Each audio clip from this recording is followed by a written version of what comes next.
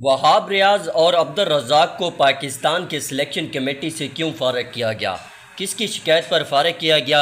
अब अगला नंबर किसका आने जा रहा है? कौन आगे मज़ीद फ़ारिग होने जा रहा है? और इस सिलेक्शन कमेटी में वहाब रियाज और अब्दुल रज़ाक की जगह कौन आ रहा है? इस बारे में कुछ ख़बरें जो मैं आपसे शेयर करता हूँ। देखिए, एक तो जो वहाब रियाज और अब्दुल रज़ाक का मामला है वो ये है कि वहाब रियाज का जो एटीट्यूड रहा है वो बहुत ही नेगेटिव रहा है।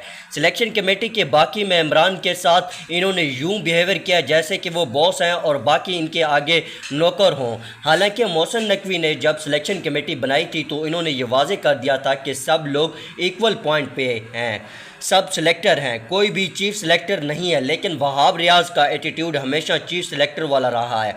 तो एक तो ये वजह थी, बाकी सब सिलेक्टर ने अदम एतमाद कर दिया वहाब रियाज के ऊपर और इन्होंने सारा मलबा इन पर गिराया और कहा कि ये जो टीम सिलेक्टेड की गई थी ये सब वहाब रियाज ने किया है, हमारा इनसे कोई इम्पोर्ट नहीं था। दूसरी वजह वहाब रियाज के और दो लोगों ने बहुत सख्त रिस्पांस दिया है।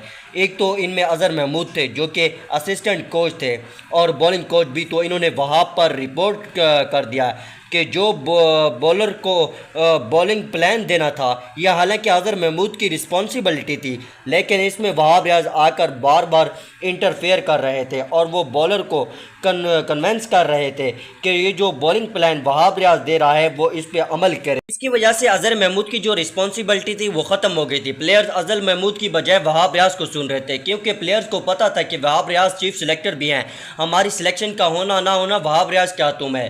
तो इन्होंने रिपोर्ट किया कि इस तरह इनका मेरे काम में इंटरफेयर करना ठीक तरीके से काम नहीं कर पाया, इस वजह से मैं।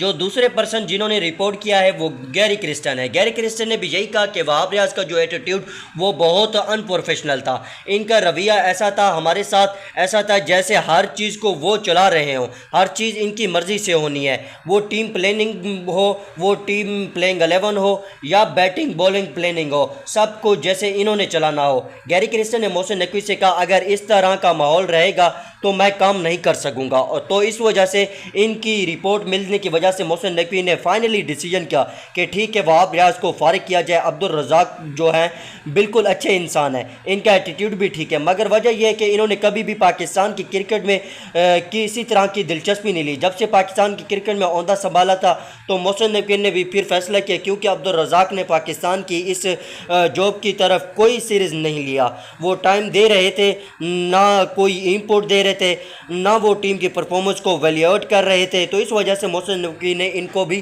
फारिग के फैसला कर लिया था। अगले चीफ सिलेक्टर कौन आ रहे हैं? यूनुस खान से रब्ता किया गया है, यूनुस खान को डील ऑफर की गई है या यूनुस खान ने अभी तक हाँ नहीं की। अगर वो हाँ कर देंगे तो वो पाकिस्तान के कंफर्म अगले चीफ सिलेक्टर होंगे, लेकिन यूनुस खान के कुछ अपने डिमांड्स हैं और जब तक पीसीबी इन डिमांड्स को पूरा नहीं करते तब तक वो चीफ सिलेक्टर नहीं बनेंगे। लेकिन अगर यूनुस खान चीफ सिलेक्टर बन जाते हैं तो वो बहुत ही स्ट्रॉन्ग चीफ सिलेक्टर होंगे, ना वो कोच की सुनेंगे ना वो कैप्टन की सुनेंगे, बस सिलेक्टर की हद तक ऑन मेरिट जो इन्होंने ठीक लगेगा वो करेंगे। इसके बहुत सारे बेनिफिट्स होंगे, कुछ इसके डिसएडवांटेज भी होंगे। तो इस तरह पर्सनालिटी जब आती है तो फिर इसके मेरिट और डीमेरिट फैसलों के साथ बर्दाश्त करना पड़ता है। अब अगला नंबर किसका है, यानी मोहसिन नकवी किसके ऊपर अगली तलवार चलाने जा रहे हैं? जो इन्होंने ऑपरेशन क्लीन अप शुरू किया है तो अगली जो तलवार चलने जा रही है वो पाकिस्तान टीम के कैप्टन के ऊपर चलने जा रही है। मैं आपको काफ़ी अरसे से रिपोर्ट कर रहा था कि गैरी क्रिस्टन ने डायरेक्टली बाबर आजम को रिमूव करने के बारे में नहीं सोचा था। इन्होंने ये कहा कि बाबर आजम को एक रिलेटिव कैप्टन है, प्रोएक्टिव कैप्टन नहीं है, प्लानिंग में वीक है, टीम का इन्वायरमेंट कंट्रोल नहीं कर पा रहे हैं। बट इन्होंने ये नहीं कहा कि लाजमी नहीं कि इनको रिमूव किया जाए, लेकिन मोहसिन नकवी जो है इन्होंने जहन बना लिया कि बाबर आजम को कैप्टनी से हटाया जाए, क्योंकि इनके ऊपर मीडिया का प्रेशर बहुत ज़्यादा है, एक्स क्रिकेटर का प्रेशर बहुत ज़्यादा है और पब्लिक का प्रेशर बहुत ज़्यादा है। तो वो इस सब जान छुड़ाने के लिए बाबर को कैप्टनी से हटाएंगे और मोहम्मद रिजवान को वो अगला वनडे और T20 का कैप्टन बनाएंगे और टेस्ट के शान मसूद कैप्टन रहेंगे। टेस्ट का कैप्टन तो इन्होंने अनाउंस कर दिया था।